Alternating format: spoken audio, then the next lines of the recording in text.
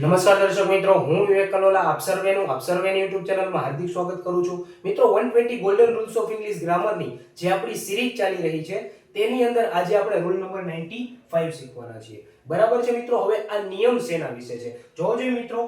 આ નિયમ કહે છે કે જો ડાયરેક્ટ સ્પીચમાં આપેલું વાક્ય પ્રશ્નાર્થ વાક્ય હોય એટલે કે ઇન્ટ્રોગેટિવ સેન્ટેન્સ હોય તો ઇનડાયરેક્ટ સ્પીચમાં જ્યારે આ વાક્યને તમે કન્વર્ટ કરશો તો કંજક્શન તથા રિપોર્ટિંગ વર્બ તરીકે શું આવશે.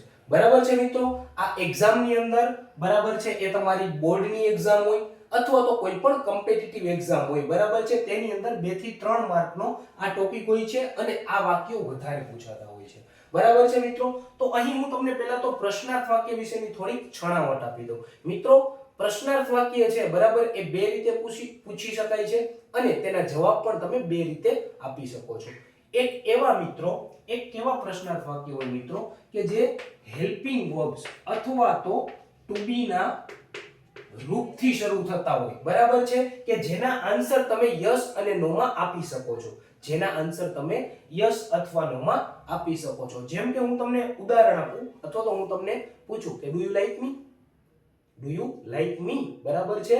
હું તમને ગમું છું રેડી તો તમે શું કહો, તમે કદાચ હું તમને ગમતો હોય તમે શું કહો યસ આઈ લાઈક યુ બરાબર છે અથવા નો. તો ટૂંકમાં એવા પ્રશ્નો કે જે હેલ્પિંગ વર્બ્સ એટલે કે am are, have has, do does, was were બરાબર છે આ વગેરેથી શરૂ થતા હોય બરાબર છે જેના જવાબ તમે યસ અથવા તો નો માં આપી શકો છો. એક એવા ક્વેશ્ચન હોય બરાબર છે. બીજા કેવા ક્વેશ્ચન હોય મિત્રો કે જે WH થી શરૂ થતા હોય. WH એટલે what, why, where, when, which બરાબર છે આ બધા મિત્રો. તો જ્યારે પણ કોઈ ક્વેશ્ચન છે એ WH થી સ્ટાર્ટ થતો હોય ત્યારે તમે તેના જવાબ યસ નો માં નથી આપી શકતા. જેમ કે હું તમને પૂછું what is your name, તમારું નામ શું છે, તમે એમ કહો હા હાલી હું નીકળાવ, તમે એમ કહેવાના બરાબર છે ના, તમે તમારું નામ કહેશો. ક્લિયર છે મિત્રો. તો આજે આપણે બરાબર છે આ જે નિયમ છે એટલે ઇન્ટ્રોગેટિવ સેન્ટેન્સ ડાયરેક્ટ સ્પીચમાં આ પણ હોઈ શકે અને આ પણ હોઈ શકે બરાબર છે મિત્રો. આજે આપણે આના વિશેની ચર્ચા કરીશું બરાબર છે. શેના વિશેની તો કે હેલ્પિંગ વર્બ અથવા તો ટુ બી ના રૂપથી કોઈ પ્રશ્ન છે એની શરૂઆત થતી હોય તો તેના વિશેની આજે આપણે ચર્ચા કરીશું બરાબર છે. તો જોજો મિત્રો જ્યારે પણ ડાયરેક્ટ સ્પીચ ની અંદર આપેલું જે પ્રશ્નાર્થ વાક્ય છે બરાબર છે એ હેલ્પિંગ વર્બ થી શરૂ થતું હોય. ક્યાંથી શરૂ થતું હોય મિત્રો? હેલ્પિંગ વર્બમાં એટલે કે હેલ્પિંગ વર્બ થી શરૂ થતું હોય બરાબર છે ત્યારે તેમાં રિપોર્ટિંગ વર્બ તરીકે બરાબર છે રિપોર્ટિંગ વર્બ તરીકે ક્યારે? જ્યારે તમે અહીંયા જે બરાબર છે ડાયરેક્ટ સ્પીચમાં આપેલું પ્રશ્નાર્થ વાક્ય છે એને તમે ઇનડાયરેક્ટ સ્પીચમાં રૂપાંતર કરો છો ત્યારે રિપોર્ટિંગ વર્બ તરીકે હંમેશા પ્રશ્નાર્થ વાક્ય છે બરાબર છે કોઈ પણ હોય એ હેલ્પિંગ વર્બ થી શરૂ થતું હોય તોય ભલે અને WH થી શરૂ થતું હોય તોય ભલે બરાબર છે. ટૂંકમાં અહીંયા પ્રશ્નાર્થ વાક્ય કોઈ પણ હોય એ ડાયરેક્ટ સ્પીચમાં આપેલું હોય એને તમે ઇનડાયરેક્ટ સ્પીચમાં રૂપાંતર કરો એટલે રિપોર્ટિંગ વર્બ તરીકે હંમેશા તમે આસ્ક્ડ મૂકશો. શું મૂકશો મિત્રો? આસ્ક્ડ મૂકશો અથવા તમે અહીંયા ઇન્ક્વાયર્ડ ઓફ પણ મૂકી શકો છો. શું મૂકી શકો છો મિત્રો? ઇન્ક્વાયર્ડ ઓફ. પણ મોટા ભાગે આસ્ક્ડ જ આવે છે બરાબર છે ને તમે રિપોર્ટિંગ વર્બ તરીકે આસ્ક્ડ યાદ રાખશો બરાબર છે મિત્રો. અહીં આજે આપણે 95 નંબરનો જે નિયમ છે એ આપણે આના વિશે છે બરાબર છે. હવે જો મિત્રો તો જો ડાયરેક્ટ સ્પીચમાં આપેલું વાક્ય હેલ્પિંગ વર્બ થી શરૂ થતું હોય, શેનાથી શરૂ થતું હોય? હેલ્પિંગ વર્બ થી શરૂ થતું હોય તો એમાં કંજક્શન શું મૂકશો મિત્રો? બરાબર છે એમાં તમે કંજક્શન શું મૂકશો મિત્રો? તો એમાં તમે કંજક્શન તરીકે કાં તો if મૂકશો અથવા તો તમે વેધર મૂકશો. શું મૂકશો મિત્રો?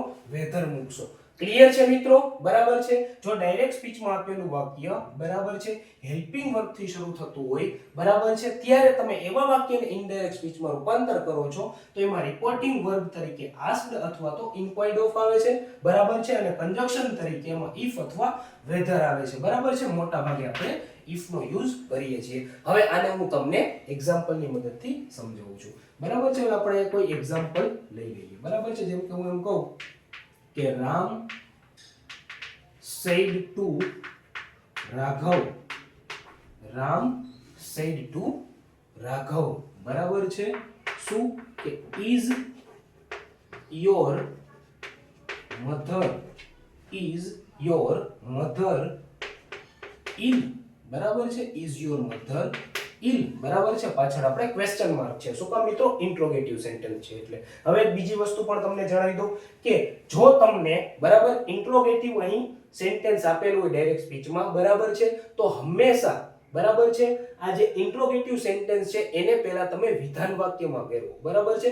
વિધાન વાક્યમાં ફેરવીને પછી તમે એનું ઇનડાયરેક્ટ સ્પીચમાં રૂપાંતર કરો એટલે આ સરળ રહેશે, બરાબર છે. આને તમે વિધાન વાક્યમાં ફેરવો શું થાય મિત્રો કે યોર મધર ઇઝ ઇલ. બાકી નિયમ સેમ જ છે, બરાબર છે. એ મેં તમને કયા કાળમાંથી કયા કાળમાં ચેન્જ થાય તો એ આપણા આગલા નિયમો છે એ જોઈ લેજો એટલે તમને વધારે ટૂંકમાં સમજાશે. તો જોજો મિત્રો, હવે આપણે એને ઇનડાયરેક્ટ સ્પીચમાં ફેરવવું હોય તો શું થાય તો કે રામ, બરાબર છે, રિપોર્ટિંગ વર્બ તરીકે શું આવશે મિત્રો? અહીંયા ભલે સેટ ટુ હોય, અહીંયા શું આવી જશે મિત્રો?